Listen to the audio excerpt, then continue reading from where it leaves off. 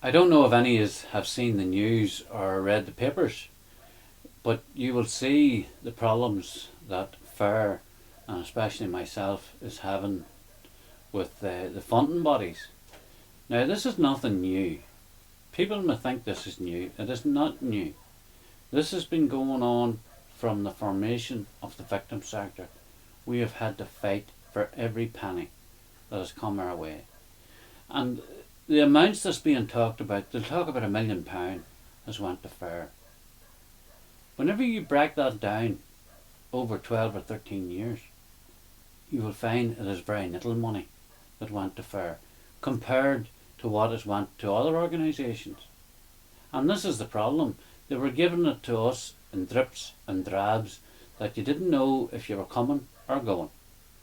But the one thing that they thought that they could do through all the bureaucracy and all the late payments and missed payments and basically every trick in the book that they could pull, even the one they mentioned about Alton Towers, which was a trip to do with children who have never been out of the South Armagh area, who have lost their fathers or their grandfathers, or their fathers are injured, or their brothers are injured, or whatever, or injured themselves in some cases. The funders send the money into our bank account twice. We contacted the funder and told them they had made a mistake by sending the money to us twice. So we were guilty of drawing their attention to it. Again, was it done on purpose? We don't know. We believe it could have been. It's quite possible. But we rectified that situation and the money was paid back to them. The issue on the building, the conditions that we have not held to, as they talk about, is the conditions that we said in the future perhaps we would be in a position where we could sit down with organisations from in round the border area, and in their words they wanted us to sit down with Republicans. We have told them, given the fact that I receive death threats on a daily basis, or certainly a weekly basis, and numerous members within our organisation have been intimidated and threatened. There has been shootings and bombings and intimidation, properties being burnt in South Armagh, going on a regular basis, that it was not the time for us to sit down with the perpetrators in South Armagh. And I don't know when the time will be, but now certainly is not the time for the victims in South Armagh to sit with these people.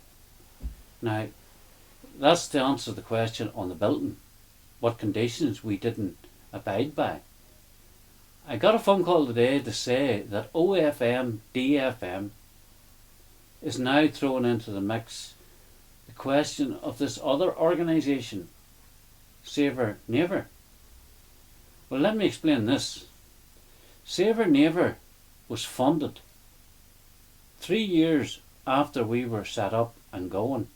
They were funded to buy a property 50 feet away from us, which should never have happened in the first place. There is a police investigation going on into NAVER, which there was a programme made on, and everybody's seen for themselves what was taking place. We have had our investigations by the police, by the PPS, by the funders, and they have conceded. I'll say this again, they have conceded that there is not one penny missing out of our organisation. Again, they're throwing the dirt at us and hoping that it'll stick. They're throwing the dirt now where they're trying to tie us in with this other organisation, NAVER, because people have seen the wrongdoing for themselves with their own eyes, where money was going to places that it shouldn't have been. We have the paperwork where 5 years ago we warned the politicians about putting the victims, the innocent victims, under the OFM, DFM, under their office, or under their remit, whatever you want to call it. Why? because the people who made us victims were going to be in charge of what actually was done for victims. Does anybody out there honestly believe that Martin McGuinness and the Jerry Kellys of this world actually care what happens to the Bother community in South Armagh?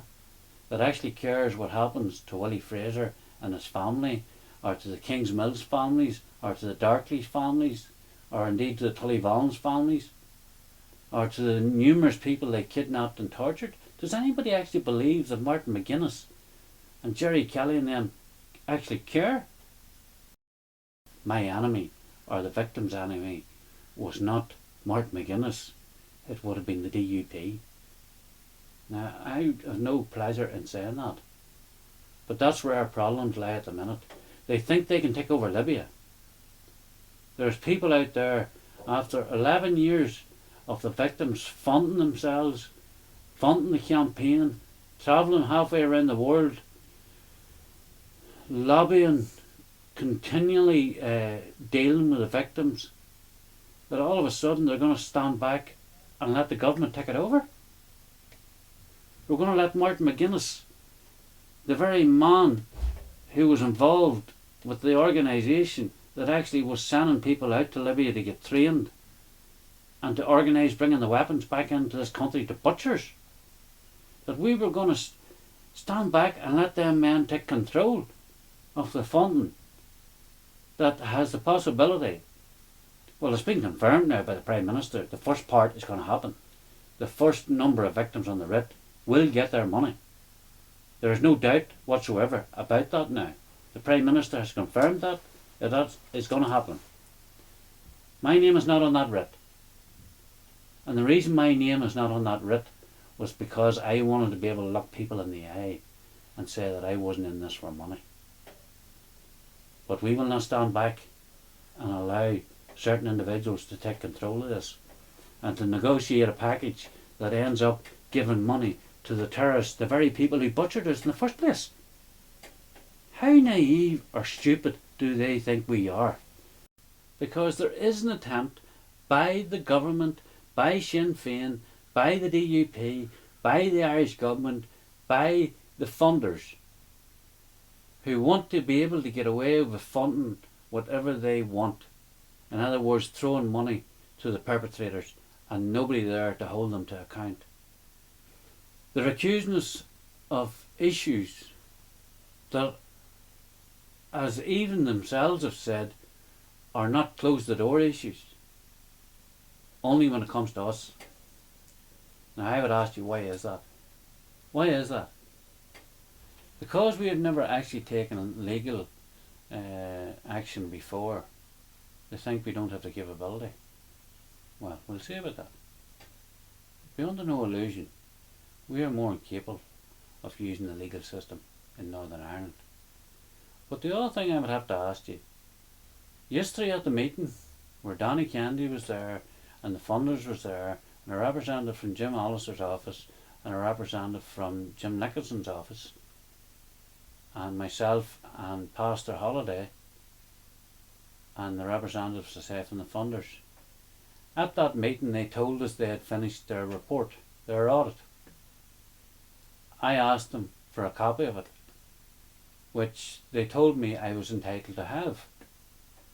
But then they proceeded to tell me that they wouldn't give it to me unless I give a commitment that I wouldn't go to the media with it. I was not prepared to do that, because if it's a report on me, about me, and about the organisation, I think I should be entitled to do whatever I feel fit with that report. So in other words, what they're trying to do is gag the media. I don't know what the media feels like about that, but I'd be surprised if some of them having some questions to ask. Why were you asking for not to go to the media with this report? Now they've said we'll have to get it legally unless I would give this commitment, and I will not give a commitment, because I will not be tied by these bureaucrats. But don't tell us that we will give you a report but you can't go to the media with it. Because to me, that shouldn't be their decision. And anybody with any common sense should ask, well, why is that? Why do they not want them going to the media? The whole system is so corrupt and rotten. It's just unbelievable. But again, I'll finish off with saying that, for them to tell us, yes, you can have your report, you're entitled to your report, but we're not giving it to you unless you give me a guarantee that you won't go to the media with it. I refuse to do that. But we'll get the report. We will get it. We'll have to go legal to get it, but that shows you what we're dealing with. But at the same time, the people who murdered us can get millions through at them.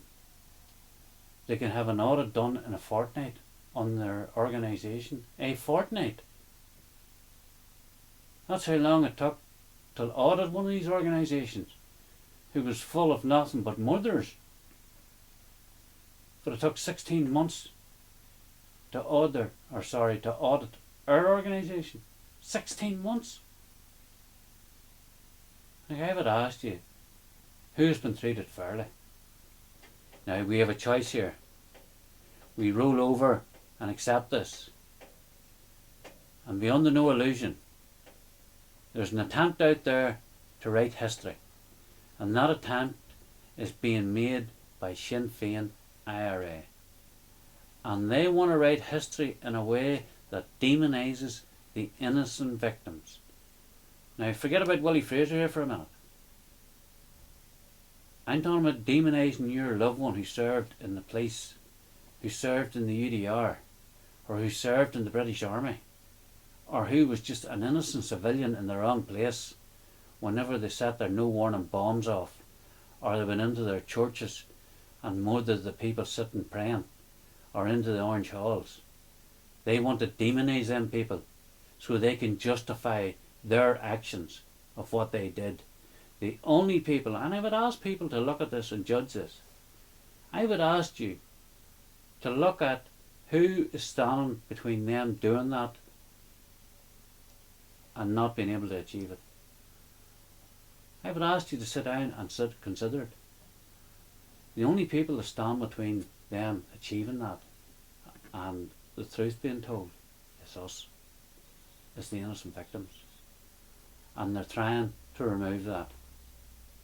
I'm prepared to give my life for what I believe in, because my father did, my uncles did, my cousins, my friends give their lives, and a lot of people within our organisation, and indeed other parts of Northern Ireland, give their lives because they wanted to defend what they believed in.